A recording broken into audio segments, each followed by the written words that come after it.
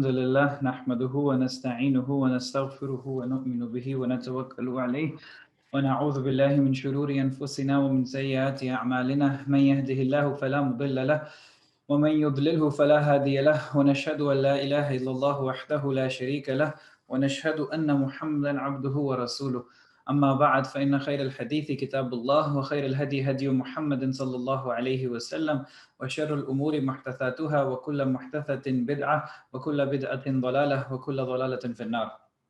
يقول سبحانه وتعالى في كتابه الكريم بعد أن أقول أعوذ بالله من الشيطان الرجيم بسم الله الرحمن الرحيم. ألف لام ميم را تلك آيات الكتاب والذي أنزل إليك من ربك الحق ولكن أكثر الناس لا يؤمنون.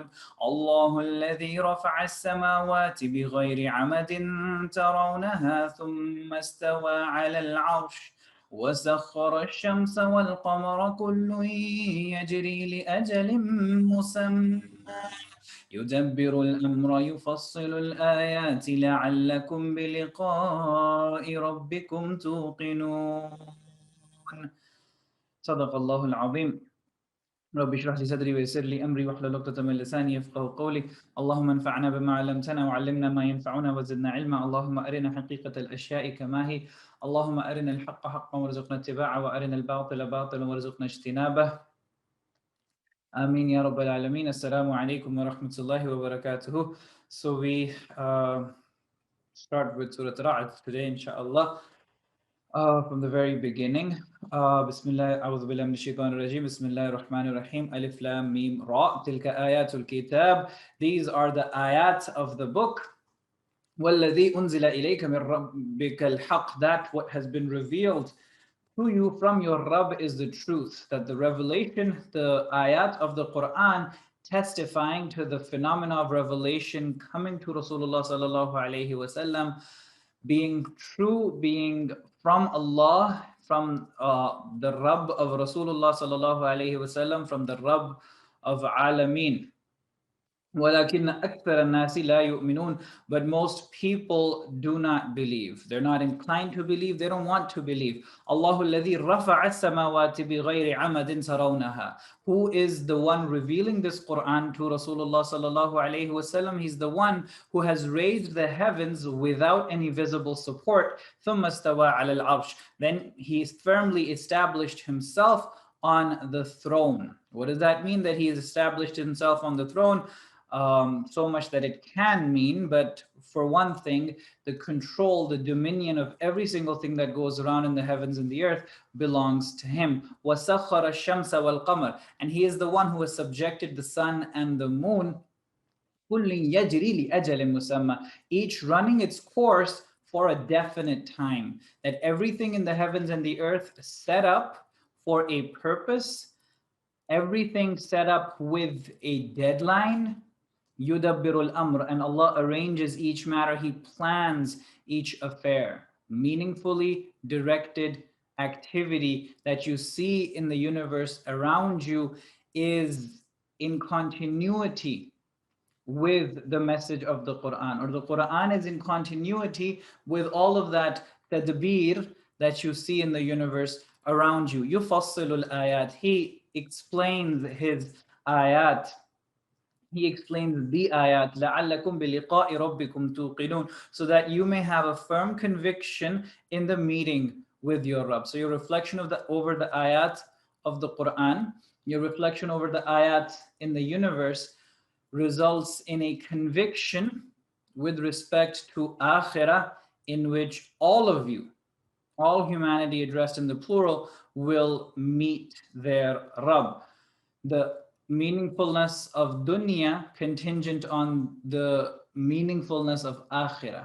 That the more you recognize how this is all going to be brought back to you when you are brought back to Allah subhanahu wa ta'ala. Everything that you did is not without consequence. وَهُوَ الَّذِي مَدَّ الْأَرْض, and He is the one who spread out the earth. وَجَعَلَ فِيهَا رَوَاسِيَ وَأَنْهَارًا, and He set thereupon mountains and flowing rivers. وَمِنْ كُلِّ الثَّمَرَاتِ جَعَلَ فِيهَا زَوْجَيْنِ اثْنَيْنِ, and He created all types of fruits in pairs, two and two. يُغْشِي اللَّيْلَ النَّهَارِ, He covers the day with night. إِنَّ فِي ذَلِكَ لَآيَاتٍ لِقَوْمٍ يَتَفَكَّرُونَ, and for sure in all of that are ayat for a people who reflect.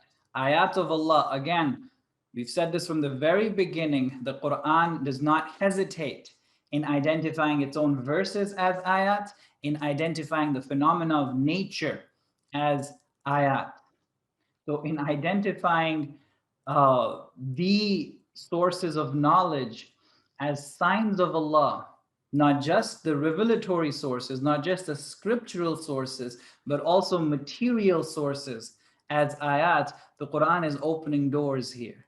It is opening doors the way no revelatory source or no spiritual source has opened doors for a relationship between different avenues of knowledge as to how there is a confluence and how that confluence leads to the recognition of the rububiyyah of Allah, of the meaningfulness of life, of human life. وَفِي الْأَرْضِ قِطَعٌ مُتَجَاوِرَاتٍ, and on earth there are tracts side by side. وَجَنَّاتٌ مِّنْ أَعْنَابٍ, and vineyards, وَزَرْعٌ, and crops, وَنَخِيلٌ صِنْوَانٌ وَغَيْرُ صِنْوَانٍ, and date palm trees with single roots or otherwise. يُسْقَى بِمَاءٍ وَاحِدٍ, all of them are irrigated with the same water.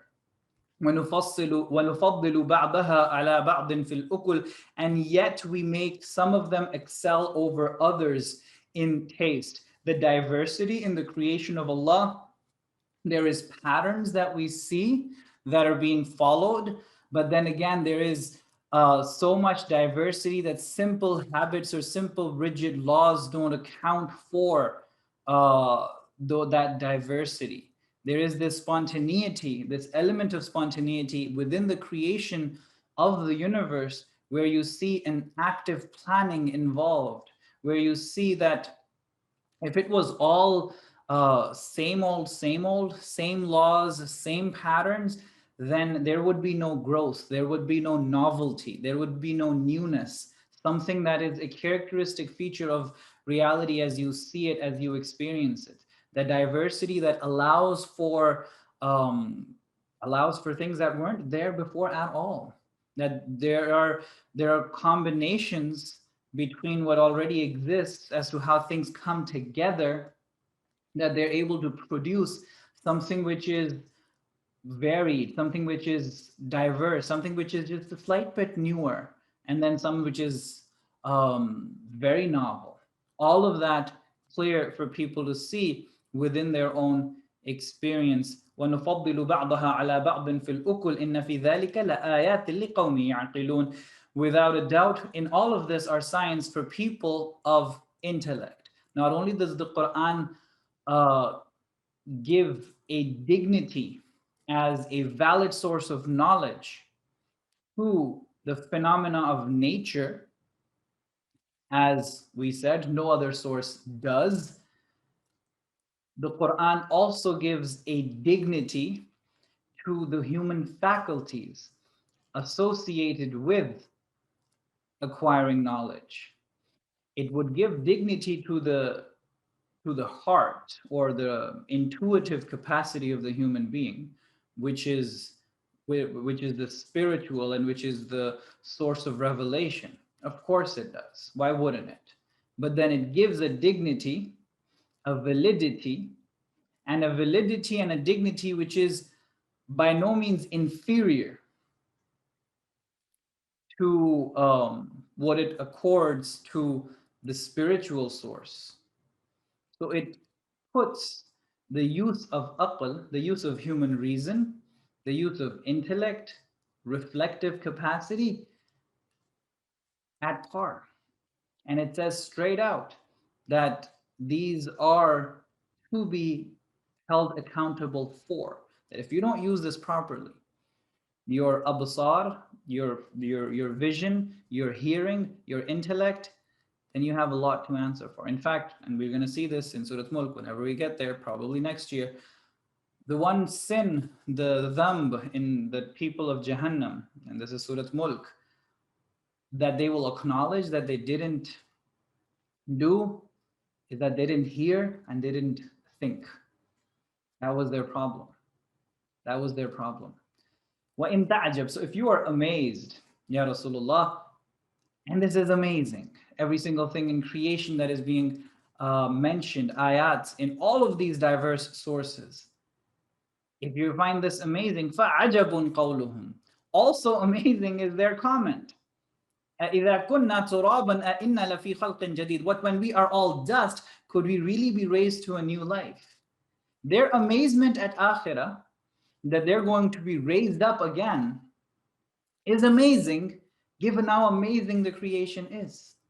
That for your reflection, your reasoning over the ayat that you see in the world around you and the ayat that you hear reveals to Rasulullah sallallahu alaihi wasallam, Akhirah makes sense. It is as amazing as life itself. And so rejecting it, being stubbornly obstinate about there not being an akhirah, we need more proof. Allah says that's pretty amazing. إِذَا كُنَّا تُرَابًا إِنَّا لَفِي خَلْقٍ جَدِيدٍ. But when we are dust, would we really be raised to a new life? The old life, the life now, isn't it filled with wonders? Again, the Quran inspiring within this human being, or all of what we start taking for granted, the Quran wants us to reflect so as to be able to see that there's a wonder in your existence, in life as you know it. There are wonders, amazing phenomena, miracles. Miracles don't have to be supernatural. God is not in the gaps. God is not in the supernatural alone. He is in the natural. He is in the mundane. He is in the routine. To be able to see the amazing phenomena around you in all of this. أُولَٰئِكَ الَّذِينَ كَفَرُوا بِرَبِّهِمْ. These are the people who have denied their Rabb. This relationship of Rububiyyah, Rabb, Abd, that has been denied when you deny the hereafter, when you deny resurrection. That all of what is going around in the universe, the evolution in the universe itself, the development within a single human being, and then of course the society as it develops, as it is evolving, as we know it, as it has evolved for centuries now. We're not the same species that we were centuries ago. There is so much that we've achieved. There's so much that we've destroyed. Nevertheless, there has been growth. There has been development. And this constant development, this constant growth that human beings are active participants in, if this does not allude to the rububiyyah of Allah, if this does not lead to the conclusion of the meaningfulness of human life, and that's not taken seriously to the point of being carried out responsibly and recognizing that for that there's going to be accountability, that's rejecting Allah. That's rejecting His rububiyyah altogether. Rejecting the Quran because it points towards all of that it gives you a sharia to live by. وَأُولَٰئِكَ الْأَغْلَالُ فِي أَعْنَاقِهِمْ. These are the ones, they will have iron collars around their necks. Again, their high-headedness, their stubbornness, their arrogance in rejecting all of the ayat that come in front of them. The preconceived conclusion.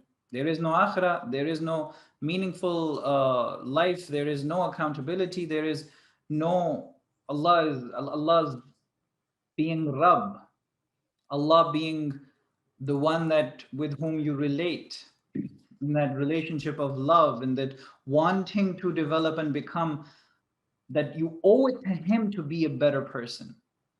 You owe it to him to grow. Not recognizing all of this in your own life, in the ayat around you, that's, if not arrogance, then what else? In the face of truth, in the face of knowledge, turning your eyes away. وَأُولَٰئِكَ أَصْحَابُ النَّارِ, and these are the people of the fire, هُمْ فِيهَا خَالِدُونَ, and they will live therein forever. وَيَسْتَعْجِلُونَكَ بِالسَّيِّئَةِ قَبْلَ الْحَسَنَةِ, and they impatiently urge you to bring about the evil rather than the good. Goading Rasulullah sallallahu alayhi wasallam on and telling him to bring the adhab, bring the punishment that the Quran is threatening them with. Bring it on, they say. Allah says, why would they not ask for good? Why in the world would they ask for punishment rather than the khair? وَقَدْ يَسْتَعْجِلُونَكَ بِالسَّيِّئَةِ قَبْلَ الْحَسَنَةِ وَقَدْ خَلَتْ مِنْ قَبْلِهِمُ الْمَثُلَاتِ, while similar punishments have been given to the people before them. وَإِنَّ رَبَّكَ لَذُو مَغْفِرَةٍ لِلنَّاسِ عَلَى ظُلْمِهِمْ, and your Rabb is full of forgiveness for mankind despite their dhulm, despite their injustice. They should have asked for hasana, they should have asked for guidance. They asked for sayyah, they asked for punishment. And if Allah were to respond, He would have wiped them out, but He still gives them a chance. And He gives them so many chances. وَإِنَّ رَبَّكَ لَشَدِيدُ الْعِقَابِ, and for sure your Rabb is for sure stern in punishment, strict in punishment. But don't think He's going to indefinitely give these chances. At some point, He's gonna strike. He's gonna take hold of people and punish them. وَيَقُولُ الَّذِينَ كَفَرُوا, and the disbelievers object, لَوْلَا أُنزِلَ عَلَيْهِ آيَةٌ مِّن رَبِّهِ, why is there no sign sent to him from his Rabb? The ayah referring to a supernatural event, that sort of a miracle. إِنَّمَا أَنْتَ مُنذِرٌ, but you are only a warner. Ya Rasulullah, وَلِكُلِّ قَوْمٍ هَادٍ, and for every people there is a guide. Allahu يَعْلَمُ مَا تَحْمِلُ كُلُّ أُنثَى, Allah knows whatever every female carries. وَمَا تَغِيضُ الْأَرْحَامُ وَمَا تَزْدَادُ, and He is fully aware of how much the wombs fall short or exceed in terms of the pregnancy. وَكُلٌّ شَيْءٍ عِنْدَهُ بِمِقْدَارٍ, and everything with Him is measured. عَالِمُ الْغَيْبِ وَالشَّهَادَةِ الْكَبِيرُ الْمُتَعَالِ, He is the knower of the seen and the unseen. He is the great, the highest. How the reproductive cycle and the progression and the termination of the pregnancy is depictive of the measure of Allah, of the knowledge of Allah, of the hikmah of Allah. سَوَاءٌ مِّنْكُمْ, all the same of you, all the same is to him. Man asarra al-qawl, the one who speaks secretly, وَمَنْ جَهَرَ بِهِ, and the one who speaks aloud. So it's all the same to him, whether you speak loud or you speak secretly. وَمَنْ هُوَ مُسْتَخْفٍ بِاللَّيْلِ, and the one who is hidden by night. وَسَارِبٌ بِالنَّهَارِ, and walking around in the daylight. The one who took care of you or takes care of creation within the wombs of the mother, don't think you can hide from Him. Don't think that the secrets that you think that nobody can find out, He is unaware of them. Lahu mu'aqqibat, He has mu'aqqibat, He has these angels that are supervising, that are securing, that have taken their positions.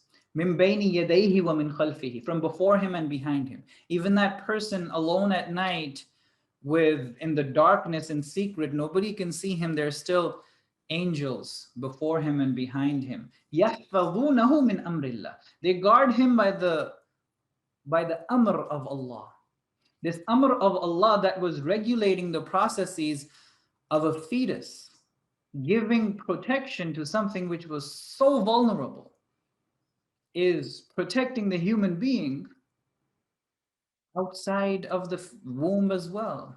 In this world, with all the layers of darkness and all the vulnerabilities there, all the dangers there, this protection of Allah, this grace of Allah, as it manifests itself, that the human lifespan is what it is.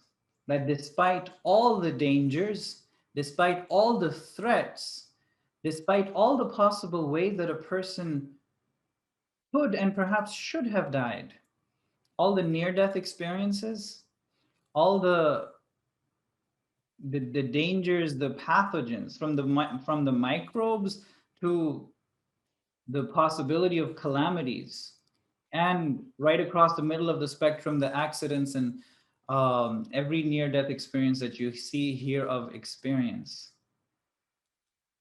Human beings survive against those odds.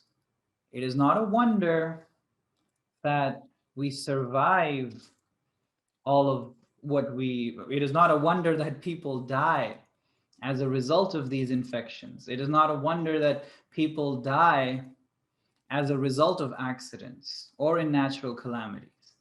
It is a wonder that how many of us don't. It is a wonder that there is not more natural calamities than there are. It is not a wonder that there are not more infections than there are. That there are so many possibilities of death that we escape. This protection, this grace as it manifests itself when we beat the odds every day, that being a reflection, that being a sign of the amr of Allah, the directive purpose of Allah, the meaningful course of life, as Allah represents it here, angels guarding human beings. إِنَّ اللَّهَ لَا يُغَيِّرُ مَا بِقَوْمٍ. And so Allah never changes the condition of a people حَتَّى يُغَيِّرُ مَا بِأَنفُسِهِمْ, until they change what is within themselves. So all the ayat in the natural world around you, and then within that natural world, with all of those ayat, the threats of death looming over the human being, yet the protection that the human being is given, and then the invitation for the human being to change what is within themselves. That there is within the human society so much that is out of order, so much good that needs to be done, so much that has to be improved, that is left, that Allah is not going to improve until you improve it, until you change it. With all the power that He has, that He's manifested in creation, when it comes to human society, He steps back. He doesn't fix it. Why? إِنَّ اللَّهَ لَا يُغَيِّرُ مَا بِقَوْمٍ. Allah never changes the condition of a people حَتَّى يُغَيِّرُ مَا بِأَنفُسِهِمْ, until they change what is within themselves. He's given human beings that power. You don't like it, change it. You're troubled by something, you're offended by the way things are, by evil in the world, change it. Do whatever it is that you can to change it. He has, you have these security forces, angelic, around you, keeping you alive so that you do. وَإِذَا أَرَادَ اللَّهُ بِقَوْمٍ سُوءًا. And when Allah decides to inflict a people with ill, فَلَا مَرَدَّ لَهُ, then there is no averting it. There is no pushing it off or turning it away. وَمَا لَهُم مِّن دُونِهِ مِن وَالٍ, and they have no protector for him. Idea being that you don't have an infinity to decide to do this or not to do this. You have to make your choices, and you have to make them fast. There's only so many tomorrows that you have. هُوَ الَّذِي يُرِيكُمُ الْبَرْقَ. He is the one who shows you lightning, خَوْفًا وَطَمَعًا, creating fear and hope. The lightning is going to bring rain, but it's also thunder. وَيُنْشِئُ السَّحَابَ الثِّقَالَ, and He also raises heavy clouds. وَيُسَبِّحُ الرَّعْدُ بِحَمْدِهِ وَالْمَلَائِكَةُ مِنْ خِيفَتِهِ, and the thunder exalts while praising Him, and the angels as well out of fear for Him. The way the person of the Quran or the reader of the Quran looks at these phenomena of nature should be different. It should be now a means of reflection and relationship with Allah. It should be a form of prayer. وَيُرْسِلُ السَّوَاعِقَ, and He sends the thunderbolts. فَيُصِيبُ بِهَا مَن يَشَاءُ, striking with them whoever He wants. The thunderbolt, as dangerous as it is, and yet how few a people get struck by it. Allah's display of His power, of what He can do, and yet holding Himself back, not doing what He can, just putting it out there that it can be done. وَهُمْ يُجَادِلُونَ فِي اللَّهِ. And yet the disbelievers dispute about Allah. وَهُوَ الشَّدِيدُ الْمِحَالِ. And He is severe in assault. لَهُ دَعْوَةُ الْحَقِّ. So to Him alone is the supplication of truth. Every single human being, we have to rely on someone or something. Who do we rely on? We rely on the one that we associate power with, that we understand to be powerful. And that's who we supplicate to, that's who we pray to. And there is a prayer in the form of a ritual prayer, in the form of raising your hands and asking for stuff, but then that extends into our lifestyle as well. Who we are praying to is who we are struggling towards and struggling for. So even if in my dua, I am calling on Allah and asking Him for this and that, but in my life, in my daily routine, what I am working for and what I'm working towards, that priority list is utterly different, utterly detached, and may even be opposed to Allah. That in the place of the Rabb, in the place of Ilah, I have someone or something else that I am absolutely reliant upon. That once I have this, once I have that, it's a degree, it's a person, it's a particular financial target, I am all good. Life will be all set. I will have my salvation. That's my paradise. And that's natural too. Over the course of our lives, we learn. Children find that in toys.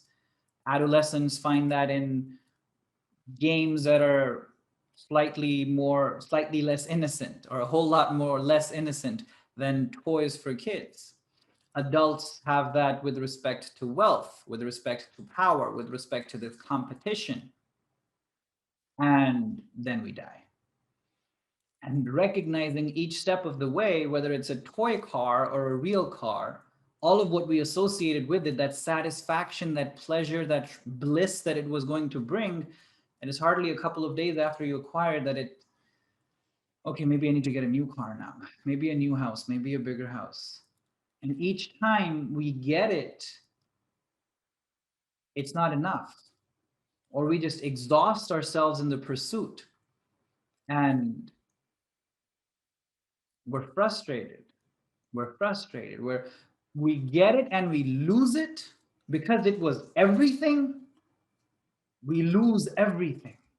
And when you lose everything because it was my whole world, you mean everything to me.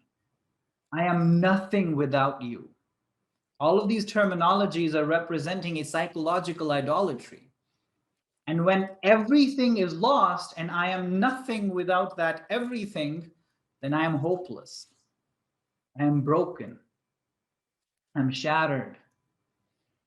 Because I placed in that pedestal of everything something. It wasn't everything, it was something. It wasn't the entire absolute reality, it wasn't God. Yet I placed someone or something there. So either I don't get it and then I've lost everything and I'm hopeless, or I get it and it's unfulfilling. There is still something missing, and I'm left to wonder. Lahu da'watul haqq. To Him alone is that da'wah, that supplication of truth, that prayer, that reliance, because He has that power, He has that strength. He and only He can give us that. وَالَّذِينَ يَدْعُونَ مِن دُونِهِ. And all those that they call on, invoke, make dua to, rely upon, other than Him, لَا يَسْتَجِيبُونَ لَهُمْ بِشَيْءٍ. They don't respond to them one bit. إِلَّا كَبَاسِطِ كَفَّيْهِ إِلَى الْمَاءِ. They are but like someone who extends his hand towards water, لِيَبْلُغَ فَاهُ, wishing that water would reach his mouth. وَمَا هُوَ بِبَالِغِهِ. But it is not going to reach him.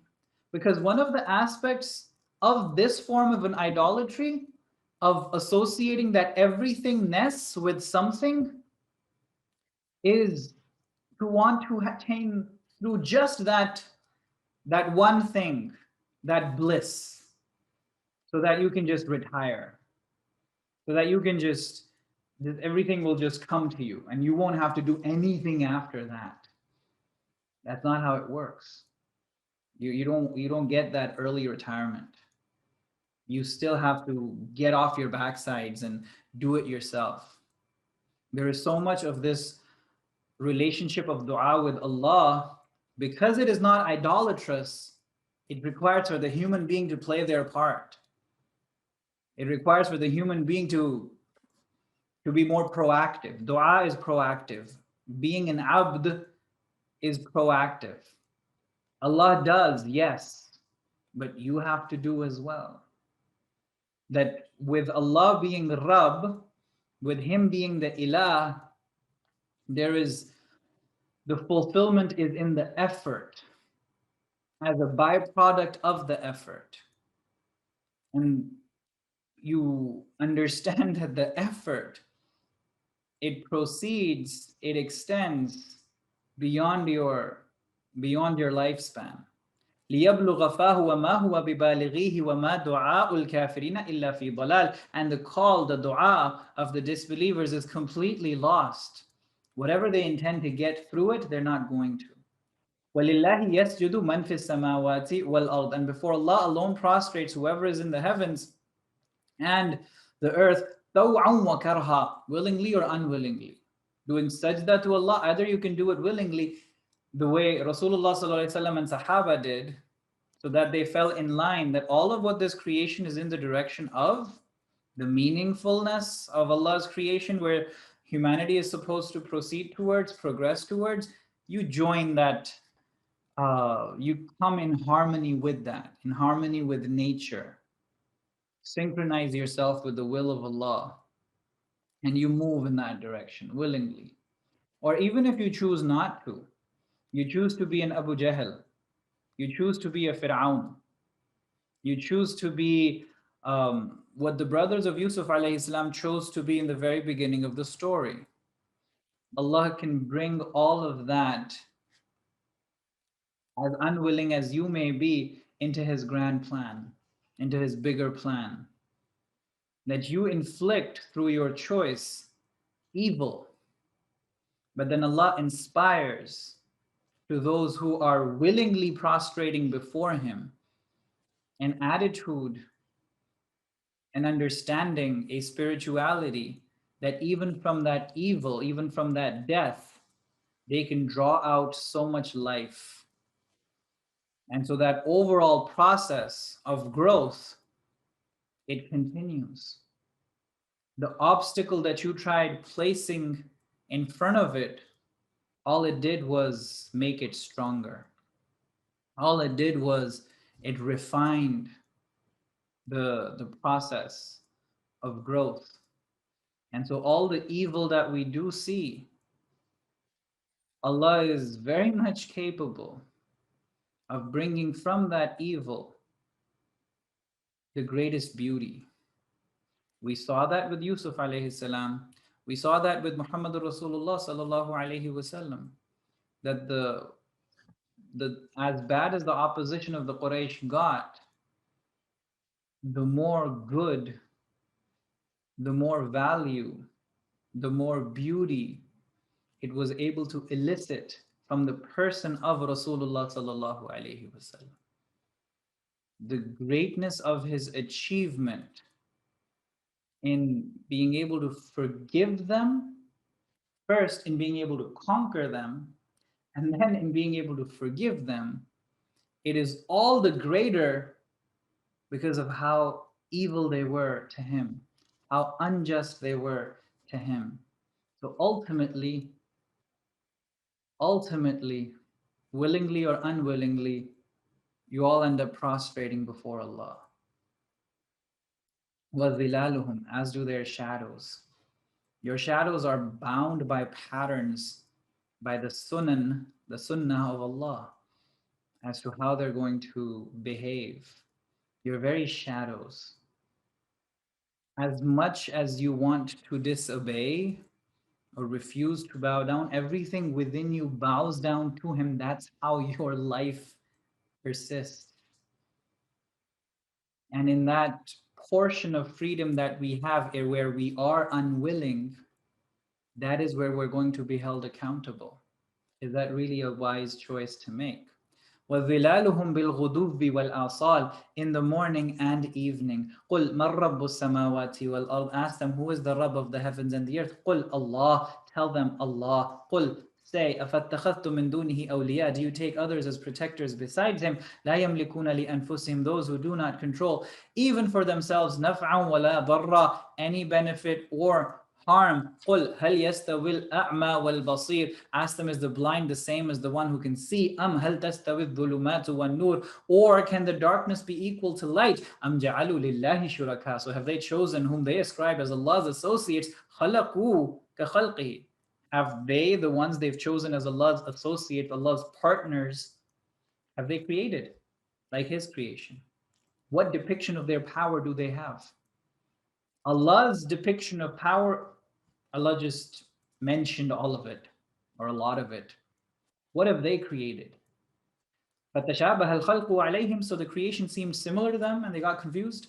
قُلْ لِلَّهُ خَالِقُ كُلِّ شَيْءٍ, say Allah is the creator of everything. وَهُوَ الْوَاحِدُ الْقَهَّارُ, and he is the one, the irresistible. أَنزَلَ مِنَ السَّمَاءِ مَاءً, and Allah sends down water from the sky. فَسَالَتْ أَوْدِيَةٌ بِقَدَرِهَا, and valleys flow according to their capacity. So this analogy, this is literally what Allah does, and then this also serves as an analogy with respect to knowledge that Allah sends. Water coming from the sky, how is that water going to be stored? It's going to be based on the capacity of the valley. Just like that, revelation, revealed knowledge, also comes from on up high, and it is also stored according to the capacity of who it's being revealed to. فَاحْتَمَلَ السَّيْلُ زَبَدَ الرَّابِيَ, thus the torrents rise carrying the foam. وَمِمَّا يُوقِدُونَ عَلَيْهِ فِي النَّارِ, and similarly when they heat up the metal in fire, ابْتِغَاءِ حِلْيَةٍ أَوْ مَتَاعٍ, in order to make ornaments or utensils. There's good that comes from up high, which is water, which human beings need, which is important for life. And then there is what the earth has in store for the human beings. The ore, the metals, the gold, the silver, all of it. It's in the form of ores that has to be heated, filtered. ابتغاء حلية أو متاع زبد مثله. There is a foam similar to this. كذلك يضرب الله الحق والباطل. That is how Allah strikes the example of haqq and batil. Just like the foam from that water that that fell from the sky, and then that there was this flood or the torrents that rose up. Just like there was foam, and there was that filtrate in the purification of the metals. Truth and falsehood work in the same way. Truth and falsehood in the same, it's a process, step-by-step process. There's a part of the process in which they're pure, yes, but then they get mixed up with falsehood. But if you allow for the process to continue, as for the rain falling from the sky, the process was pretty much, it had little to do with the human beings. But as far as the process of heating the metals to filter them, to get that which is pure, there was a lot that the human beings had to do. That's more of the acquired source of knowledge. And how the purification, either way, results in a closer and closer progression towards truth.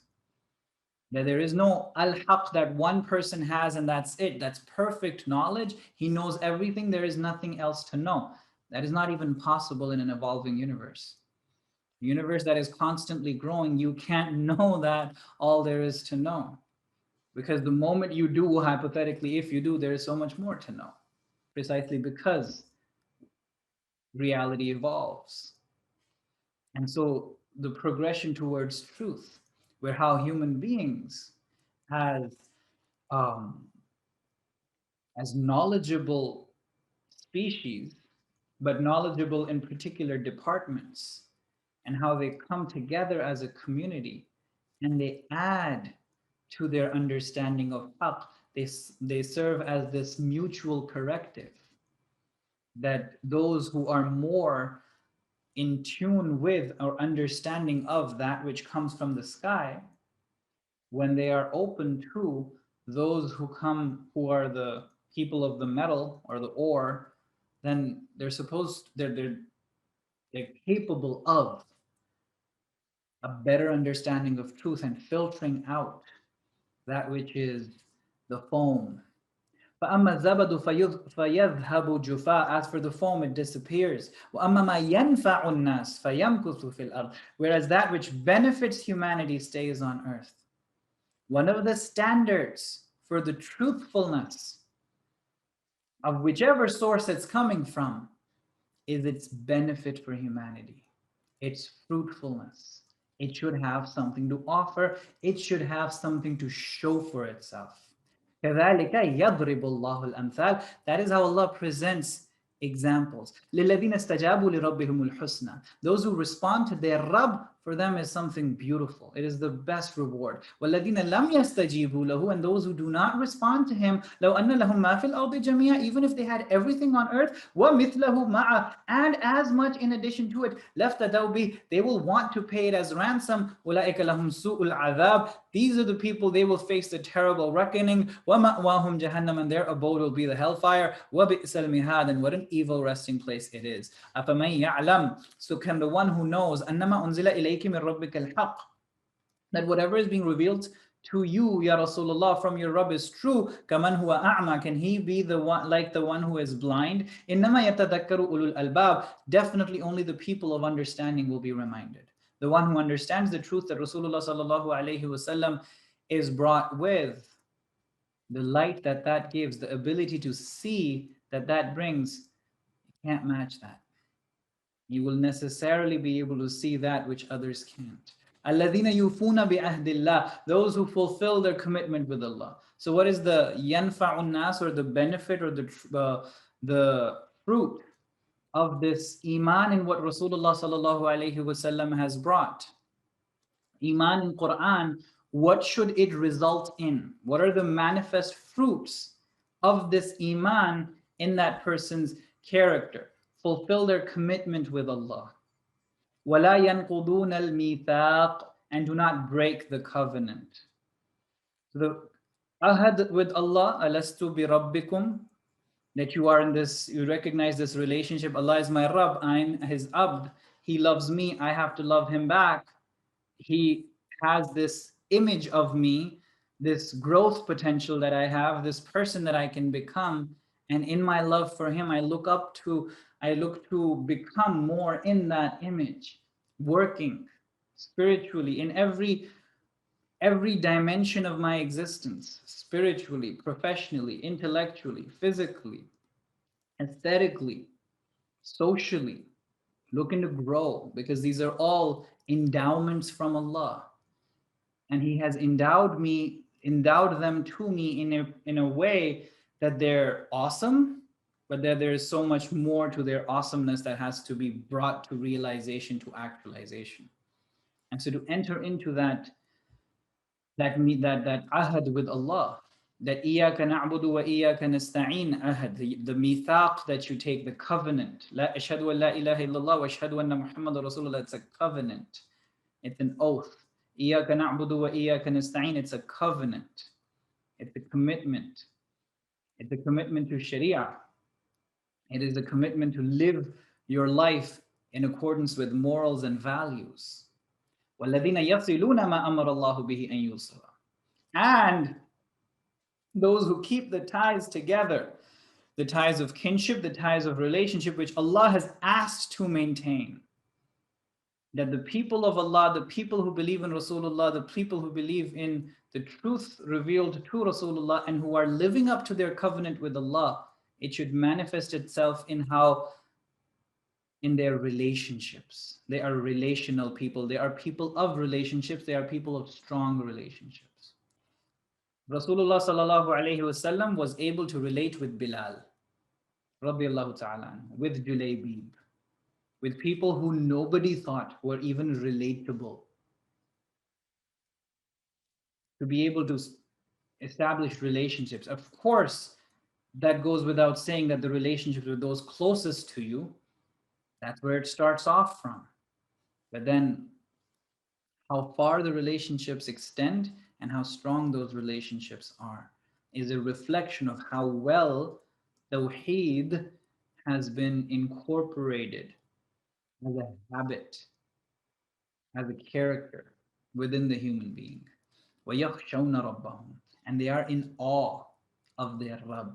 وَيَخَافُونَ سُوءَ الْحِسَابِ, and they dread, they are afraid of the terrible reckoning, the accountability, and what it brings. وَالَّذِينَ صَبَرُوا وَالَّذِينَ صَبَرُوا ابْتِغَاءَ وَجْهِ رَبِّهِمْ, and those who perseveringly endure in pursuit of the pleasure of their Rabb. That they are consistently looking for Allah's pleasure, their Rabb's pleasure. وَأَقَامُوا الصَّلَاةِ, and they establish the prayer. وَأَنفَقُوا مِمَّا رَزَقْنَاهُمْ سِرًّا وَعَلَانِيَةً, and they spend secretly as well as openly of what we have blessed them with. وَيَدْرَؤُونَ بِالْحَسَنَةِ السَّيِّئَةِ, and they prevent evil with that which is good. أُولَٰئِكَ لَهُمْ عُقْبَى الدَّارِ, these are the people, for them is the final abode. جَنَّاتُ عَدْنٍ, gardens of everlasting bliss. يَدْخُلُونَهَا وَمَنْ صَلَحَ مِنْ آبَائِهِمْ وَأَزْوَاجِهِمْ وَذُرِّيَّاتِهِمْ, they will enter them along with the righteous of their parents, spouses, and offspring. One of the greatest desires that a lot of people have is this togetherness with family. That, let's face it, the natural flow of life usually does not permit, especially in the day and age that we're living in, where you have, where a lot of us, the families are not just spread out in different cities, they're spread out in different countries. And how so much of what so many of us want is just to be together again, just to be united. And that's simply not happening, or it's impractical. There's only so much you can do with it or about it, because people are just not the same a couple of years later. They have grown and they have other relationships, they have children of their own, and so much more. So, one of the consistent attractions of paradise is this togetherness, that all of us are brought together with those whom we love. وَالْمَلَائِكَةُ يَدْخُلُونَ عَلَيْهِمْ مِنْ كُلِّ بَابٍ, and angels will enter upon them from every gate. سَلَامٌ عَلَيْكُمْ بِمَا صَبَرْتُمْ, salam to you because you were people of sabr, you patiently endured. فَنِعْمَ عُقْبَى الدَّارِ, and what an excellent final home. وَالَّذِينَ يَنْقُضُونَ عَهْدَ اللَّهِ, and those who break the covenant or this commitment with Allah, مِنْ بَعْدِ مِيثَاقِهِ, after having confirmed it, وَيَقْطَعُونَ مَا أَمَرَ اللَّهُ بِهِ أَنْ يُوصَلَ, and they break the ties of relation which Allah has ordered to maintain. وَيُفْسِدُونَ فِي الْأَرْضِ, and they create fasad, this corruption in the land. أُولَٰئِكَ لَهُمُ اللَّعْنَةُ, these, for them is the curse. And we spoke the very beginning when we this is Surah Baqarah, third ruku. Similar phrases used there as this being the opposite of Tawheed, relationships breaking up, fasad in fil ard, that becoming the norm. Um, that's what shirk inspires. وَلَهُمْ سُوءُ الدَّارِ, and for them is a wretched home. Allahu yabsutu rizqa liman yasha' wa yaqdir. Allah extends or restricts the provision for whoever He wants. وَفَرِحُوا بِالْحَيَاةِ الدُّنْيَا, but they rejoice in the life of this world alone, exclusively. وَمَا الْحَيَاةُ الدُّنْيَا فِي الْآخِرَةِ إِلَّا مَتَاعٌ. Well, what is the life of this world as compared to the akhirah, except something of utility, an article of use. وَيَقُولُ الَّذِينَ كَفَرُوا, and the disbelievers will say, لَوْلَا أُنزِلَ عَلَيْهِ آيَةٌ مِّن رَبِّهِ, why has there been no sign sent to him from his Rabb? قُلْ إِنَّ اللَّهَ يُضِلُّ مَن يَشَاءُ, tell them Allah misleads whoever He wants. وَيَهْدِي إِلَيْهِ مَنْ أَنَابَ, and He guides to Himself those who turn to Him. الَّذِينَ آمَنُوا, Those who believed, وَتَطْمَئِنُّ قُلُوبُهُمْ بِذِكْرِ اللَّهِ, and their hearts find tranquility in the dhikr of Allah. So the people of Quraysh constantly demanding that ayah from Rasulullah sallallahu alaihi wasallam are being told that those who are already, those who have believed, those who have this iman attitude, for them the dhikr of Allah is enough of an itminan. They don't have to demand these supernatural miracles in order to understand the truth that Rasulullah sallallahu alaihi wasallam has brought. Ala bi dhikrillahi tatma'innul qulub. And so without a doubt, it is in the remembrance of Allah, it is in the dhikr of Allah that hearts find tranquility. That this doubt as to the truth of Rasulullah sallallahu alaihi wasallam, as to the truth of the Quran being from Allah, this doubt, this creates this unrest, this finds a conclusive, tranquility giving response in the dhikr of Allah, in the Quran. The dhikr of Allah here meaning the Quran. The ayats that you reflect upon them, and those ayats, that reflection, that remembrance leads to this doubt being settled and attainment of tranquility, attainment of belief. That's what the context of these ayat leads for us to understand.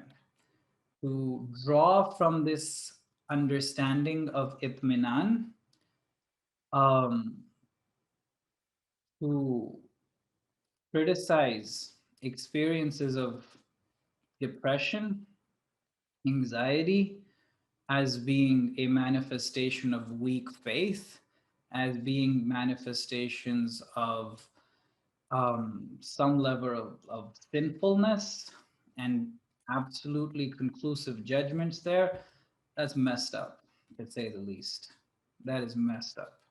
We just read Surah Yousuf, which not only tells us about Yaqub alayhi salam, it also tells us about Rasulullah sallallahu alayhi wasallam being in that state of anguish, being in that state of complaining to Allah about his grief, as we saw Yaqub alayhi salam do. Innama ashku bathi wa huzni ilallah. So to draw from that, and Yaqub alayhi salam was tranquil. He had itminan. He had cried himself to blindness, but he had itminan. Rasulullah sallallahu alaihi wasallam did not smile for the whole year of after the passing away of Abu Talib and Khadija radiallahu ta'ala anha, but he was tranquil. The dhikr of Allah held him tranquil, gave him tranquility. Again, that tranquility that he did not have at the outset of revelation, when wahi started, that took some time. It wasn't immediate. He was scared. He was anything but tranquil when the first experience of revelation happened. So there is so much more to this experience of Ithminan than a simple da'wah bait, this marketing technique of just respond and you will attain bliss. Because then this becomes another one of those things you chase and think, oh my God, why follow Quran, or why listen to Rasulullah sallallahu alaihi wasallam, or why follow the Sunnah, or look to do whatever it is the Quran is asking you to do for that state of bliss, that sukoon, that anxiety free, fear free, grief free life. Become that robot. Um, they don't exist. They don't exist. Why would you want to be so insensitive to begin with? Rasulullah sallallahu alaihi wasallam was not insensitive. He was very sensitive. He was up nights crying, making dua. but up nights and crying nevertheless. So there is so much more to this itminan.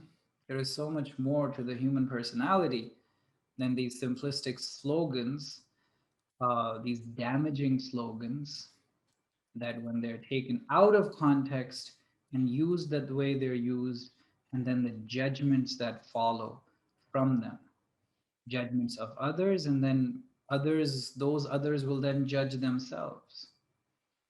That is simply not on. ألا بذكر الله تطمئن القلوب الذين آمنوا وعملوا الصالحات. Those who believed and performed righteously.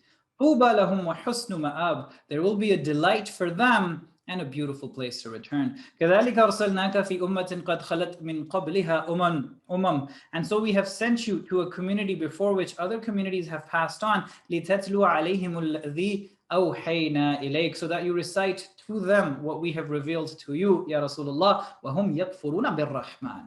While they deny Ar-Rahman.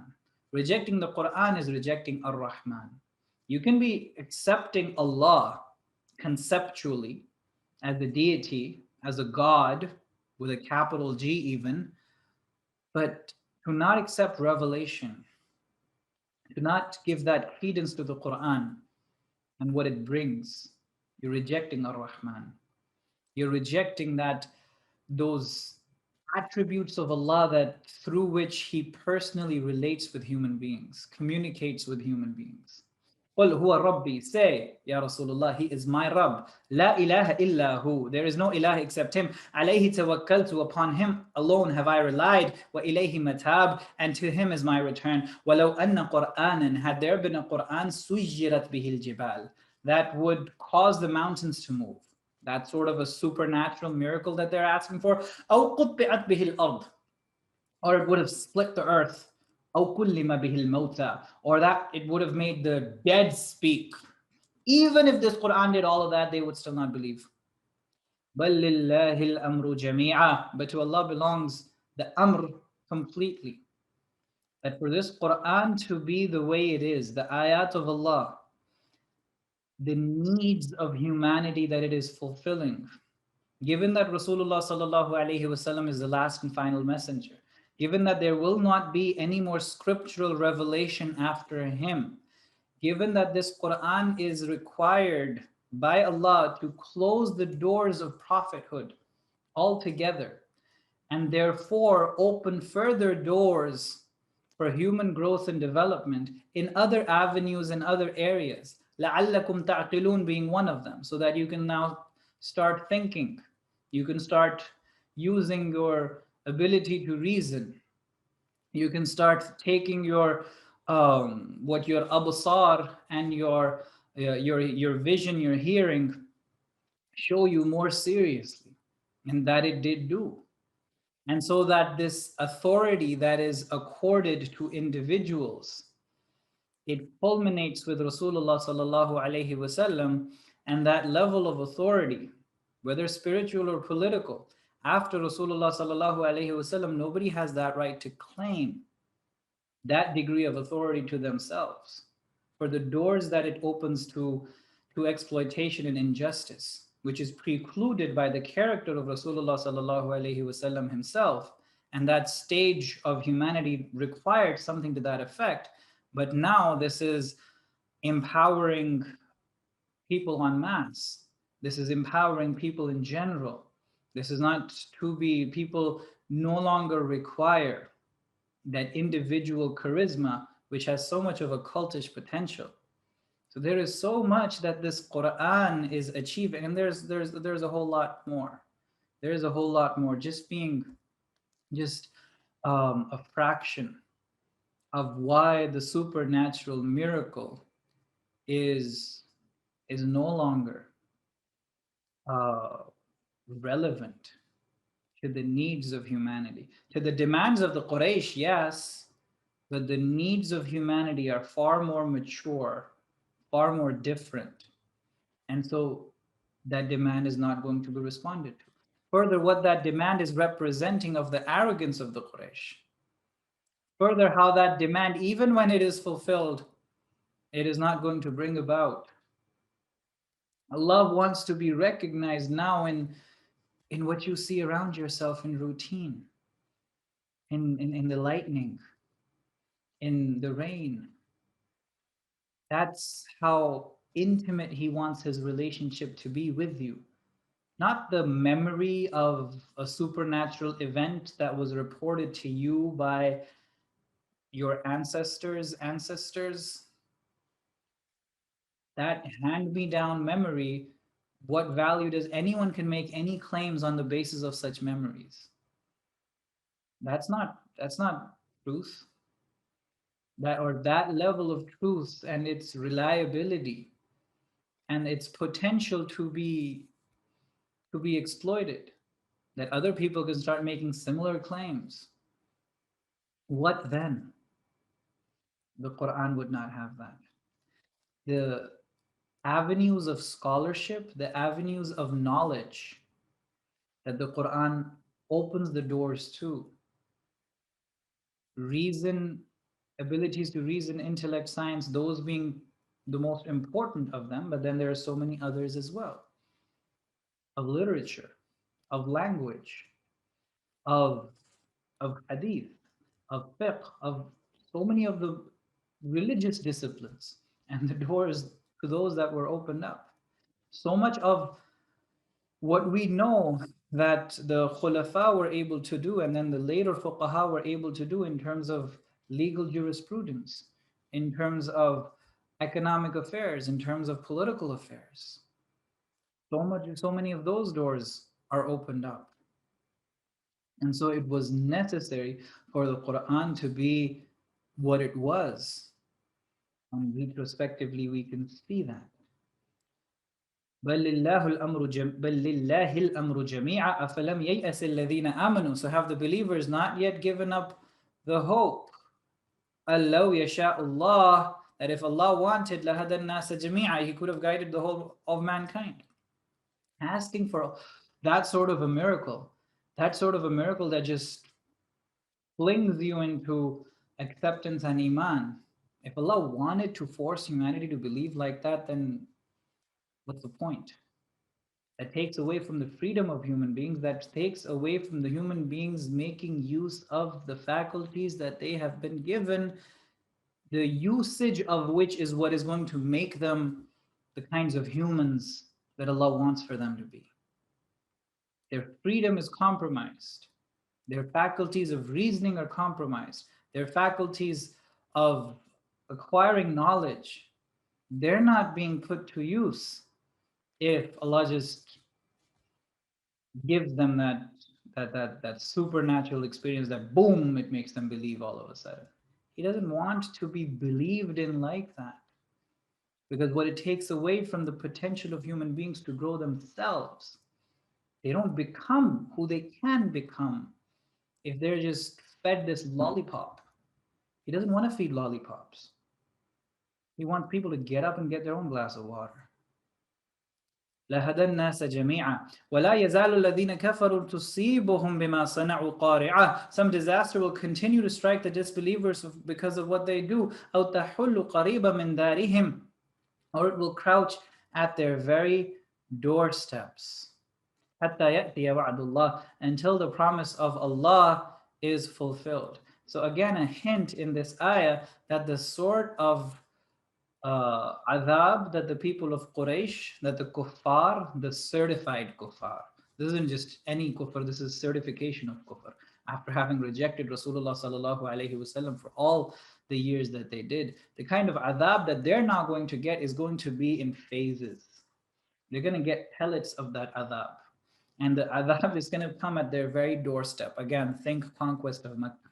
At their very doorsteps, Rasulullah sallallahu alaihi wasallam and the Sahaba are standing.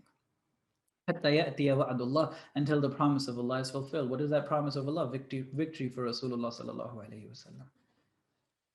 Inna Allah la yukhliful mi'ad. Allah will definitely not betray His promise. وَلَقَدْ اسْتُهْزِئَ بِرُسُلٍ مِّن قَبْلِكَ. So many messengers have been mocked before you. فَأَمْلَيْتُ لِلَّذِينَ كَفَرُوا. And I have always given respite to the disbelievers. They got some time, they got a break, they got space.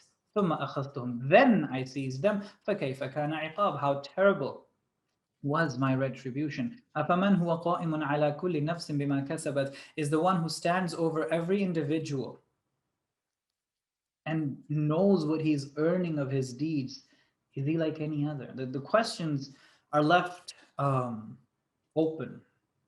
Is he like any other isn't really mentioned, but it is something that is a natural consequence of the way it's phrased. Think about it. أَفَمَنْ هُوَ قَائِمٌ عَلَى كُلِّ نَفْسٍ بِمَا كَسَبَتْ, the one who is standing over every individual and all of what that individual is doing, that the rest is left blank, as if though, is he like any other? The any other is not even worthy of being mentioned when Allah has already been mentioned. He is the one who is over every individual and knows every single thing that that individual does. Is he like any other? وَجَعَلُوا لِلَّهِ شُرَكَاءَ, and they have taken partners, they have ascribed partners to Allah. قُلْ سَمُّوهُم, tell them, name them. أَمْ تُنَبِّئُونَهُ بِمَا لَا يَعْلَمُ فِي الْأَرْضِ, do you teach him, Allah, what he does not know on the heavens, on earth, that Allah doesn't know something on earth and you're going to teach him that? أَمْ بِظَاهِرٍ مِّنَ الْقَوْلِ, or is this merely a show of words with nothing concrete backing it up? بَلْ زُيِّنَ لِلَّذِينَ كَفَرُوا مَكْرُهُمْ, rather the plot of the disbelievers has been made very attractive to them.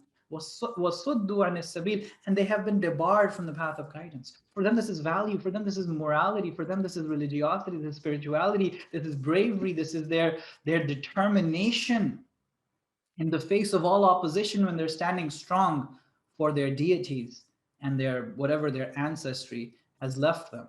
وَمَنْ يُضْلِلِ اللَّهُ فَمَا لَهُ مِنْ هَادٍ, and whoever Allah, there is no one to guide the one who Allah misguides. لَهُمْ عَذَابٌ فِي الْحَيَاةِ الدُّنْيَا, there is a punishment for them in the life of this world. وَلَعَذَابُ الْآخِرَةِ أَشَّقُّ, and the punishment of the hereafter is certainly more severe. وَمَا لَهُم مِّنَ اللَّهِ مِنْ وَاقٍ, and there will be no one to save them from Allah. مَثَلُ الْجَنَّةِ الَّتِي وُعِدَ الْمُتَّقُونَ, the example of the paradise which the people of taqwa are promised is تَجْرِي مِنْ تَحْتِهَا الْأَنْهَارِ, beneath its rivers flow. أُكُلُهَا دَائِمٌ وَظِلُّهَا, everlasting fruit and shade.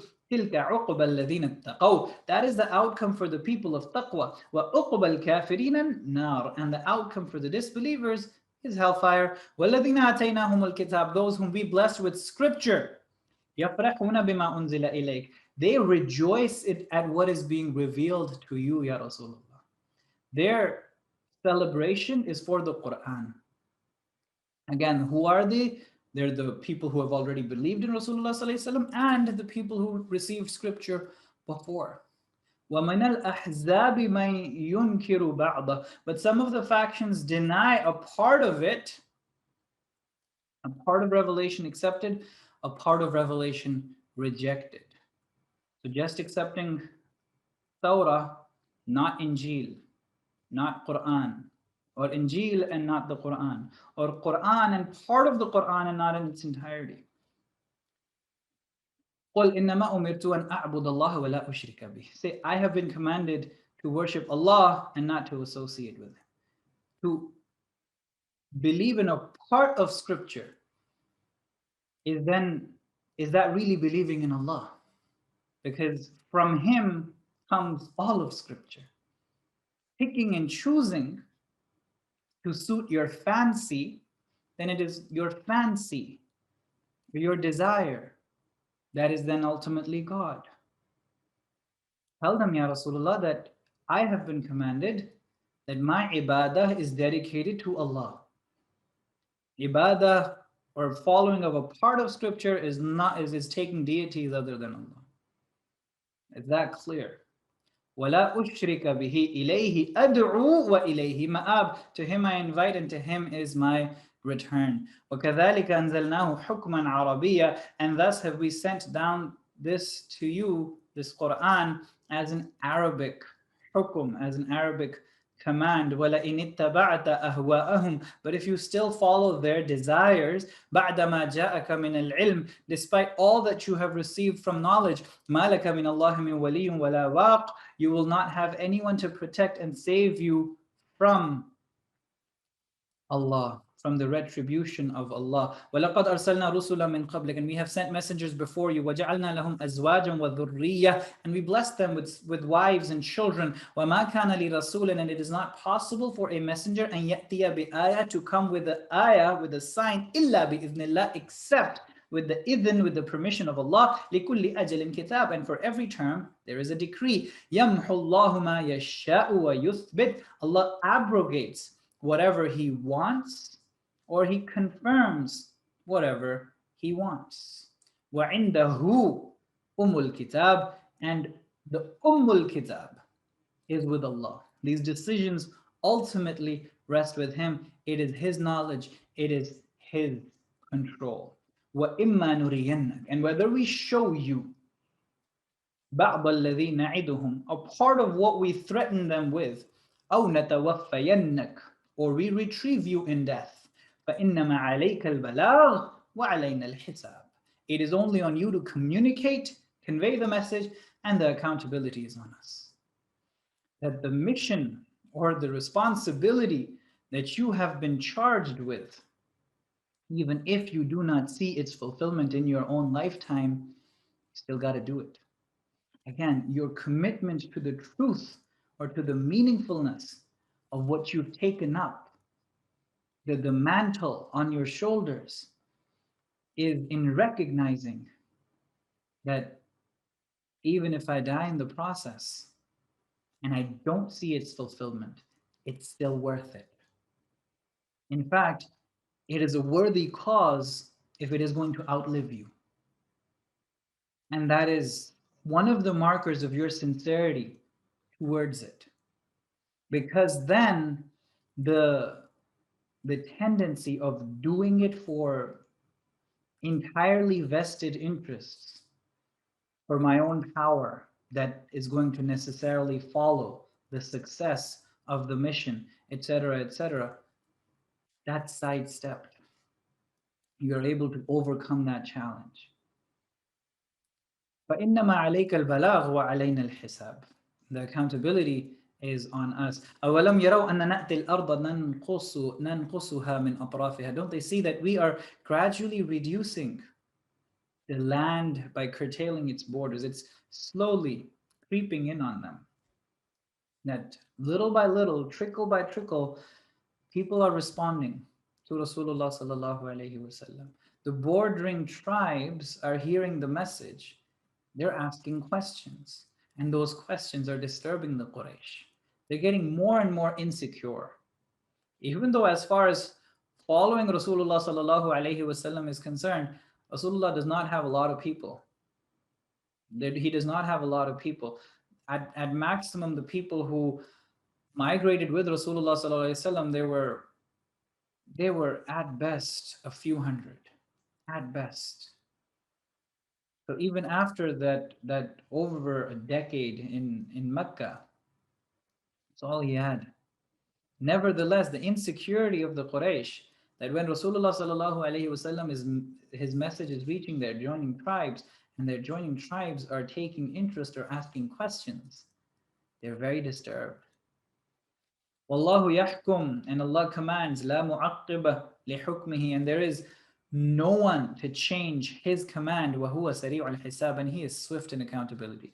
وَقَدْ مَكَرَ الَّذِينَ مِنْ قَبْلِهِمْ, people before them plotted as well. فَلِلَّهِ الْمَكْرُ جَمِيعًا, and ultimately to Allah belongs the plan. يَعْلَمُ مَا تَكْسِبُ كُلُّ نَفْسٍ, He knows all that an individual earns. وَسَيَعْلَمُ الْكُفَّارِ, and soon the disbelievers will find out. لِمَنْ عُقْبَ الدَّارِ, to whom belongs the ultimate home. وَيَقُولُ الَّذِينَ كَفَرُوا, when the disbelievers say, لَسْتَ مُرْسَلًا, you are not a messenger. قُلْ كَفَى بِاللَّهِ شَهِيدًا بَيْنِي وَبَيْنَكُمْ, tell them, Allah is sufficient as a witness between you and me. وَمَنْ عِنْدَهُ عِلْمُ الْكِتَابِ, and so are those who possess the knowledge of the book, the knowledge of the Quran, the knowledge of the Bible.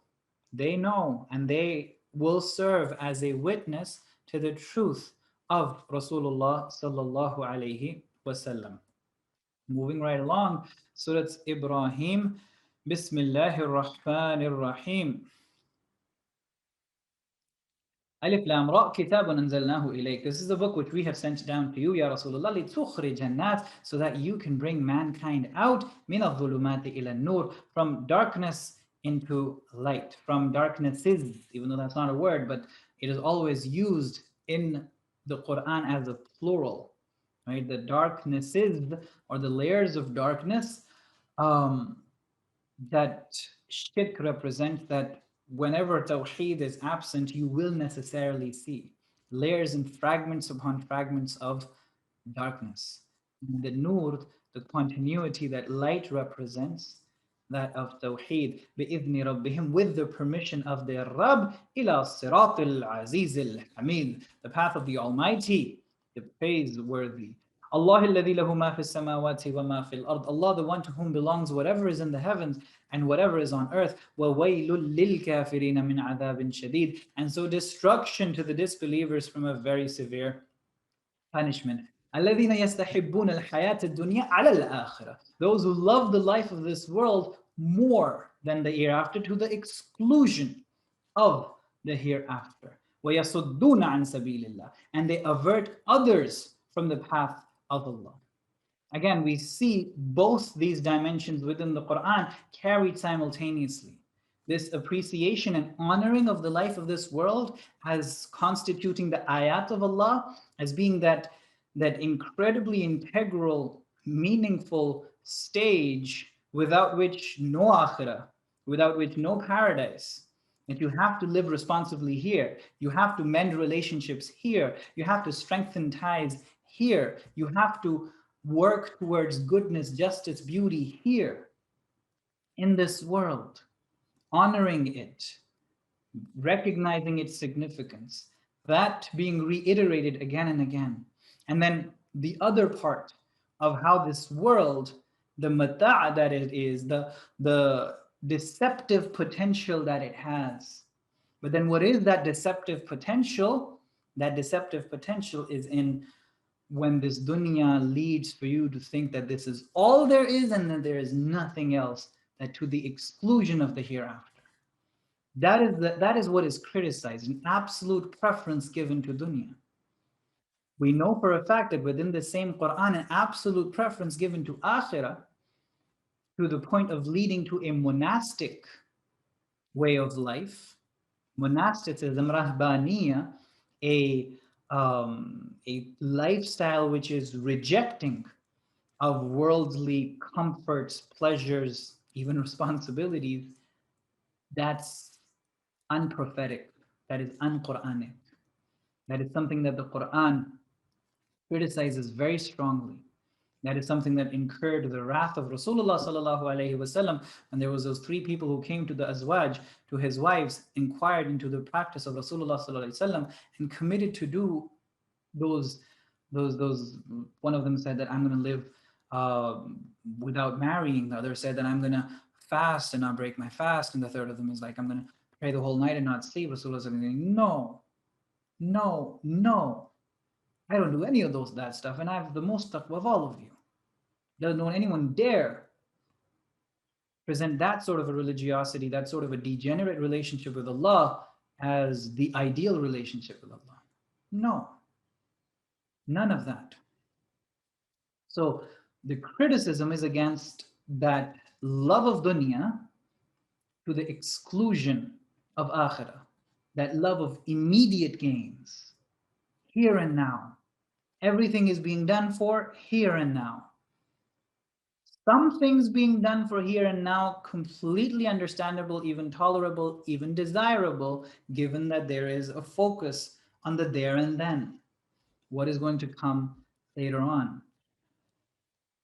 But those who desire the world of life of this world exclusively to the exclusion specifically of the hereafter, they're the ones who are going to put people off or turn people away from the path of Allah, especially if their pursuit of religion is entirely this worldly and excludes the hereafter. They're going to turn people away from Allah. And they seek to make it crooked. These are people who are lost, far, far astray. And we have not sent any messenger except in the language of his people, so that he can explain to them clearly. Again, the responsibility of the messengers was to speak in the language of the people, not to just relate to them gibberish that they couldn't understand or relate with or understand in any way, and then say, I've done my job. No, with Musa alayhi salam, he was in sync with his times. He was in harmony with the needs of his people. If magic and magicians were, if those were the scholars of the day, if those were the reputable, wise sages of the day, then Musa alayhi salam brought something that they could understand. That in light of what Musa has brought, there's limitations of what our art, our science tells us. Rasulullah sallallahu alayhi wasallam did not take the asa of Musa and throw it in front of the people of Mecca as a miracle, as a sign. It would have been completely irrelevant. Rasulullah sallallahu alayhi wasallam, what he brought was relevant with respect to whatever was scholarly in that time. Their art, literature, their poetry, they were people of language. And so what was presented to them led for them to understand, at least the most sincere of them, that this far exceeds how we use language, and we use language very well. And so this is beyond that. And so similarly, the Rusul of Rasulullah sallallahu alayhi wasallam, the messengers of the messenger, with the messenger sallallahu alayhi wasallam having passed away, it is a responsibility that if you're going to carry that mantle of communicating his message, it has to be in the language of the people. You can't go around throwing the asa of Musa in front of the people. The Quran being relevant for the Arabs and the Quran being relevant for all times means that it has so much more to offer than just what it offered to the Quraysh. What was the aspects of the Quran that were relevant in the time of Rasulullah sallallahu alaihi wasallam may not be the most relevant in the day and age we're living with. We don't have the Quraysh as the people in charge. They're not Arabs. Arabic is not their thing. Arabic poetry, Arabic literature is not the thing today. So to want to just assert the linguistic inimitability of the Quran, as awesome as that is not relevant. It is not relevant. What are you going to do? First, teach the people Arabic, and then tell the people in the Arabic that I just taught you, the Quran is inimitable. It cannot be superseded. Okay, we believe you. And as much truth as there is in that, it's not speaking the language of the times. And the language is far more than just the tongues that we speak. And so to carry that level of responsibility, the hikmah of the Quran, how about that? إِلَّا بِلِسَانِ قَوْمِهِ لِيُبَيِّنَ لَهُمْ, so that he can explain to them, فَيُضِلُّ اللَّهُ مَن يَشَاءُ, thus Allah misleads whoever he wants, وَيَهْدِي مَن يَشَاءُ, and he misguides and he guides whoever he wants. Again, let's try this again. فَيُضِلُّ اللَّهُ مَن يَشَاءُ. So Allah misguides whoever wants to be misguided. وَيَهْدِي مَن يَشَاءُ, and He guides whoever wants to be guided. وَهُوَ الْعَزِيزُ الْحَكِيمُ, and He is Almighty, All-Wise. وَلَقَدْ أَرْسَلْنَا مُوسَى بِآيَاتِنَا, and we sent Musa with our ayat, أَنْ أَخْرِجْ قَوْمَكَ مِنَ الظُّلُمَاتِ إِلَى النُّورِ, bring your people out from darknesses into light. وَذَكِّرْهُمْ بِأَيَّامِ اللَّهِ, and remind them of the days of Allah. إِنَّ فِي ذَلِكَ لَآيَاتٍ, for sure in that definitely there are signs. لِكُلِّ صَبَّارٍ شَكُورٍ, for every enduring grateful person. وَإِذْ قَالَ مُوسَى لِقَوْمِهِ, when Musa said to his people, اذْكُرُوا نِعْمَةَ اللَّهِ عَلَيْكُمْ, remember Allah's favor upon you. إِذْ أَنْجَاكُمْ مِنْ أَهْلِ فِرْعَوْنَ, when He saved you from the people of Fir'aun. يَسُومُونَكُمْ سُوءَ الْعَذَابِ, they were subjecting you to a dreadful affliction, a dreadful punishment. وَيُذَبِّحُونَ أَبْنَاءَكُمْ, they were killing your sons. وَيَسْتَحْيُونَ نِسَاءَكُمْ, and they were letting your women live. وَفِي ذَلِكُمْ بَلَاءٌ مِّن رَبِّكُمْ عَظِيمٌ, and in that was a tremendous trial from your Rabb. وَإِذْ تَأَذَّنَ رَبُّكُمْ, and remember when your Rabb proclaimed that إِن شَكَرْتُمْ لَأَزِيدَنَّكُمْ, that if you are grateful, I will give you more. وَلَئِن كَفَرْتُمْ, but if you are ungrateful, إِنَّ عَذَابِي لَشَدِيدٌ, then my punishment is very severe. وَقَالَ مُوسَى, and Musa said, إِن تَكْفُرُوا أَنْتُمْ وَمَنْ فِي الْأَرْضِ جَمِيعًا, if you and everything on earth is ungrateful, فَإِنَّ اللَّهَ لَغَنِيٌّ حَمِيدٌ, and most definitely Allah is ghani. He's He's rich. He has an incredible and unending supply of resources. Of within himself, he is enough. Hamid, praiseworthy. أَلَمْ يَأْتِكُمْ نَبَأُ الَّذِينَ مِنْ قَبْلِكُمْ, haven't you received the news of those those before you? قَوْمِ نُوحٍ وَعَادٍ وَثَمُودَ, the people of Nuh, Ad, and Thamud. وَالَّذِينَ مِنْ بَعْدِهِمْ, and those after them. لَا يَعْلَمُهُمْ إِلَّا اللَّهُ, no one knows them except Allah. جَاءَتْهُمْ رُسُلُهُمْ بِالْبَيِّنَاتِ, their messengers came to them with clear signs. فَرَدُّوا أَيْدِيَهُمْ فِي أَفْوَاهِهِمْ, but they put their hands up to their mouths. وَقَالُوا إِنَّا كَفَرْنَا بِمَا أُرْسِلْتُمْ بِهِ, and said, we deny whatever it is that you brought. وَإِنَّا لَفِي شَكٍّ مِّمَّا تَدْعُونَنَا إِلَيْهِ مُرِيبٍ, and we are strongly in doubt with whatever it is that you're inviting us to. قَالَتْ رُسُلُهُمْ, the messengers responded, أَفِي اللَّهِ شَكٌّ فَاطِرِ السَّمَاوَاتِ وَالْأَرْضِ, you doubt about Allah, the originator of the heavens and the earth. يَدْعُوكُمْ لِيَغْفِرَ لَكُمْ مِنْ ذُنُوبِكُمْ, he invites you in order to forgive you your sins. وَيُؤَخِّرَكُمْ إِلَىٰ أَجَلٍ مُسَمًّى, and to grant you a respite for some time, give you a chance. قَالُوا إِنْ أَنْتُمْ إِلَّا بَشَرٌ مِثْلُنَا, they said, but you're no more than a man like us. تُرِيدُونَ أَن تَصُدُّونَ عَمَّا كَانَ يَعْبُدُ آبَاؤُنَا, you want to prevent us from what our fathers used to worship. فَأْتُونَا بِسُلْطَانٍ مُبِينٍ, then bring us some clear evidence. قَالَتْ لَهُمْ رُسُلُهُمْ, their messengers said to them, إِن نَحْنُ إِلَّا بَشَرٌ مِثْلُكُمْ, we are only human beings like you. وَلَكِنَّ اللَّهَ يَمُنُّ عَلَى مَنْ يَشَاءُ مِنْ عِبَادِهِ, but it is Allah who favors anyone He wants of His ibad. وَمَا كَانَ لَنَا أَن نَأْتِيَكُمْ بِسُلْطَانٍ, and it is not possible for us to bring you a sign إِلَّا بِإِذْنِ اللَّهِ, except with the permission of Allah. وَعَلَى اللَّهِ فَلْيَتَوَكَّلِ الْمُؤْمِنُونَ, so on Allah alone let those who rely. وَمَا لَنَا أَلَّا نَتَوَكَّلَ عَلَى اللَّهِ, and how is it possible that we should not rely on Allah? وَقَدْ هَدَانَا سُبُلَنَا, and He has guided us to our path, to what it is that we're supposed to do.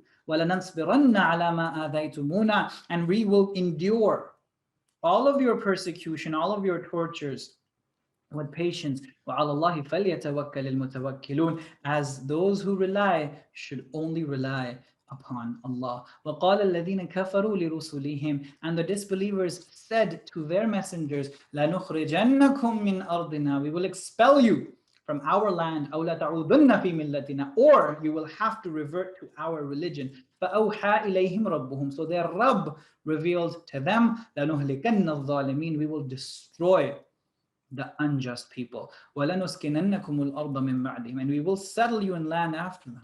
وَذَلِكَ لِمَنْ خَافَ مَقَامِي وَخَافَ وَعِيدٍ, that is the reward of the one who fears appearing before me and fears my threat.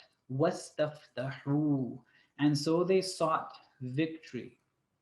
So either it is the people looking for the decision, are we right or is the Prophet right? Or it is the prophets asking Allah for victory. وَخَابَ كُلُّ جَبَّارٍ عَنِيدٍ, and every obstinate tyrant failed. Again, Musa alayhi salam mentioned, and then all the other messengers mentioned together. That these are the common themes in all of their stories being brought in front of us. The rejection of their people, their insistence on the shak that they have. The shak that they have on what the messengers have brought. And shak would be okay, but the shak being a persistent, shak being a conclusion that they've drawn. And that's weird, since shak is something that you typically you would want to get rid of. But they believe in shak, that is their persistent state. And the way they're rejecting the messengers is not the kind of rejection you would do when you are doubting what they have.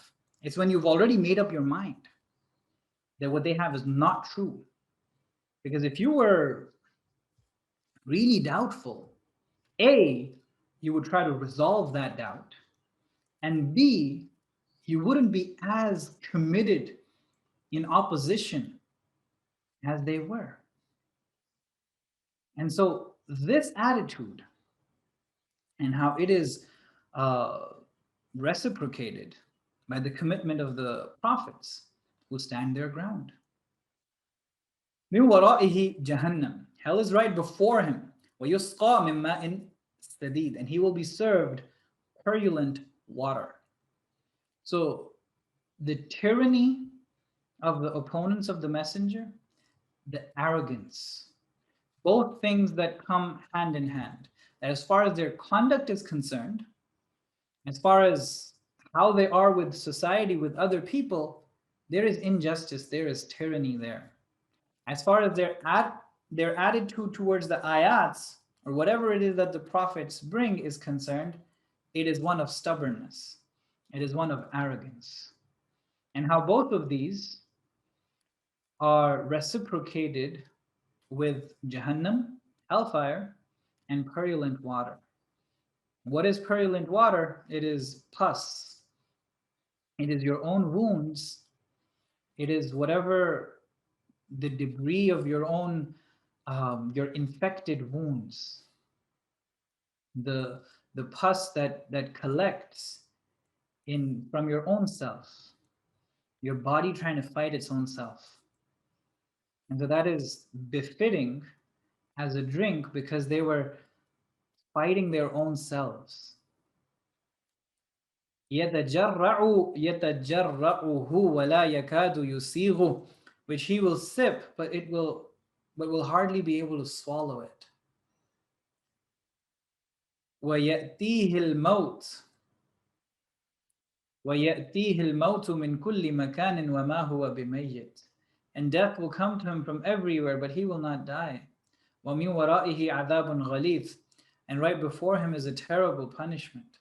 مثل الذين كفروا بربهم أعماله كرماد. The example of those who deny their Rabb, their actions are like ashes. أعمال, actions, hard work, or actions that require effort. They're like ashes. اشتدت به الريح في يوم عاصف, which are scattered by the wind on a stormy day. لا يقدرون مما كسبوا على شيء. They're unable to gain anything from what they earned. ذلك هو الضلال البعيد. And that is the extremist guidance. ألم ترى أن الله خلق السماوات والأرض بالحق. Haven't you seen that Allah created the heavens and the earth out of a purpose? إن يشاء يذهبكم ويأتي بخلق جديد. If he wanted, he could do away with you and bring a new creation. وما ذلك على الله بعزيز. And that is not at all difficult for Allah. وبرزوا لله جميعا. They will appear before Allah all together. فقال الضعفاء للذين استكبروا. And so the weak ones will say to the big guys, to the strong ones, إِنَّا كُنَّا لَكُمْ تَبَعًا. We were just following you. فَهَلْ أَنْتُمْ مُغْنُونَ عَنَّا مِنْ عَذَابِ اللَّهِ مِنْ شَيْءٍ. So is there anything that you can do for us, to help us against Allah's punishment? قالوا, they would reply, لو هدانا الله لهديناكم. If Allah had guided us, we would have shown you the right path as well. سواء علينا, it is all the same for us. Again, blaming Allah even on that day. It's all Allah's fault. This level of fatalism. I mean, Allah didn't guide us. Repeating Shaitan's logic when he refused Allah, when Allah asked him, why did you not bow down to Adam? And then after that, he said, you didn't guide me. It was your fault. سواء علينا, so it's all the same for us. أجزعنا أم صبرنا, whether we mourn or we bear. No benefit in sabr now. So we can cry or we can not cry. ما لنا من محيص, there is no way out for us. وقال الشيطان لما قضي الأمر, and once the matter is decided, Shaitan will say, إِنَّ اللَّهَ وَعَدَكُمْ وَعْدَ الْحَقِّ. Allah made a promise to you, and it was a true promise. وَوَعَدْتُكُمْ, and I also made a promise to you. فَأَخْلَفْتُكُمْ, but I betrayed you. وَمَا كَانَ لِي عَلَيْكُمْ مِنْ سُلْطَانٍ, and I had no authority over you. The second scapegoat, Shaitan. He made me do it. So Allah makes him stand on the day of judgment, and he says clearly, I did not have any authority over you. If you gave me authority, if you did live the way I wanted you to live, it is because you gave me that authority. You listened to me.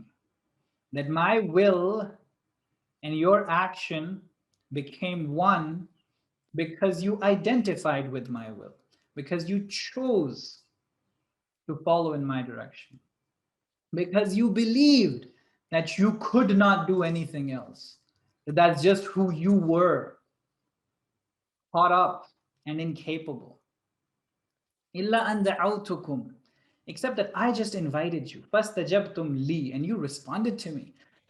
فلا تلوموني, so don't blame me. ولوموا أنفسكم, but blame yourself.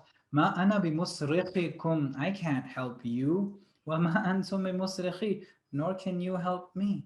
إني كفرت بما أشركتموني من قبل, I disown your association of me with Allah.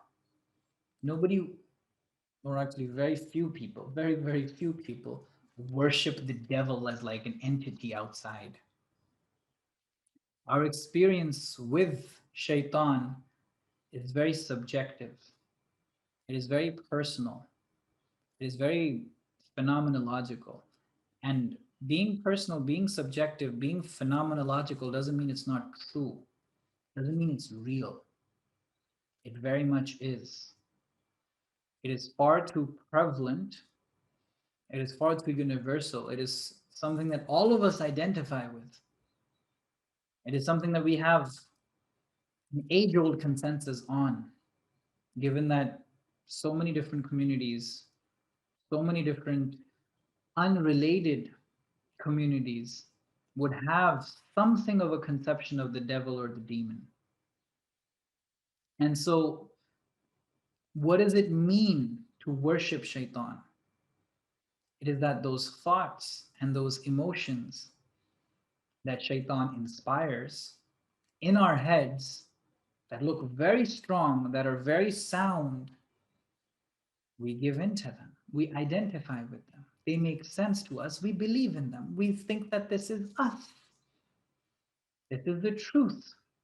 And that very powerful ability for shaitan to deceive us into thinking that A, it is us, that it's not shaitan. B, it is the truth, it is God, or it is godly, it is righteousness, and we persist. Even though both of these beliefs, in the course of our action, there are various signs that we experience that others show us that knowledge would have given us if we would have taken it seriously, but we ignore all of those signs. And we continue in our comfort zones to live in those demonic beliefs. إني كفرت بما أشركتموني من قبل إن الظالمين لهم عذاب أليم. For sure the unjust people will receive a painful punishment. وأدخل الذين آمنوا وعملوا الصالحات جنات, and those who believed and performed righteously will be admitted to gardens تجري من تحتها الأنهار, underneath which rivers flow, خالدين فيها بإذن ربهم, to live in there forever with the permission of Allah. تحيتهم فيها سلام, and their greetings therein will be salam.